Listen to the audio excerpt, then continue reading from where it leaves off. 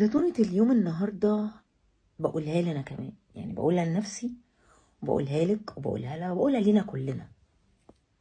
النهاردة كنت في عزا ابن أخو واحدة صاحبتي، هي زميلتي وصاحبتي وعشرة عمري، هما كلهم هي واخواتها كلهم عشرة عمري.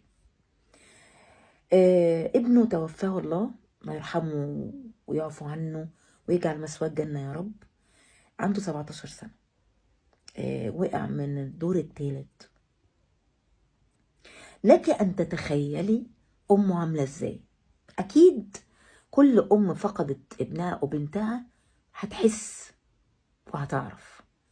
ربنا ما يحكمها على حد أبدا يا رب. تخيلوا أم كبرت وربت وتعبت ولغاية ما لقت ابنها بقى راجل قدامها زي الفل، وفجأة الله يرحمه.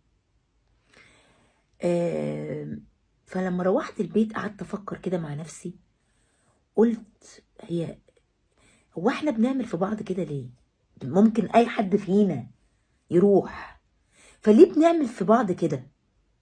ليه لما بيننا وبين بعض عشرة عمر، بينك وبينها عيش وملح وايام جميلة ومواقف حلوة ومفيش حاجة بينكم مؤذية، بالعكس، ولما تتخاصموا تقلبي عليها قلبة سودة اكنها واحدة في الشارع معديه كده من في الشارع ما تعرفهاش، اكنها عدوتك، ويبتدي الاسلوب في التلقيح بقى على الفيسبوك وعلى وعلى السوشيال ميديا، اكنك او اكنها قالت لك قتيل.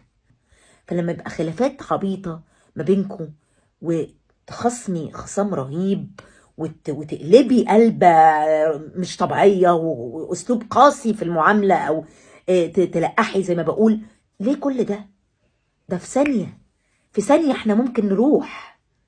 ساعتها هنندم، هتندمي وتقولي يا ريتني شفتها، يا ريتني ما عملت معاها كده، يا ريتني ما جرحتها بالكلام.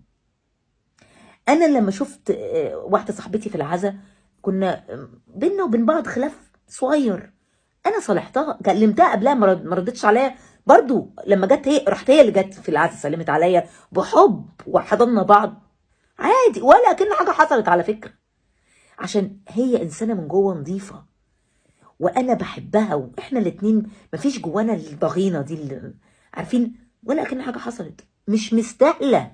خلاصه الكلام يا برنسيسة الجمالات، احنا كلنا رايحين، فخلينا نستمتع بكل لحظه مع الناس اللي بتحبنا.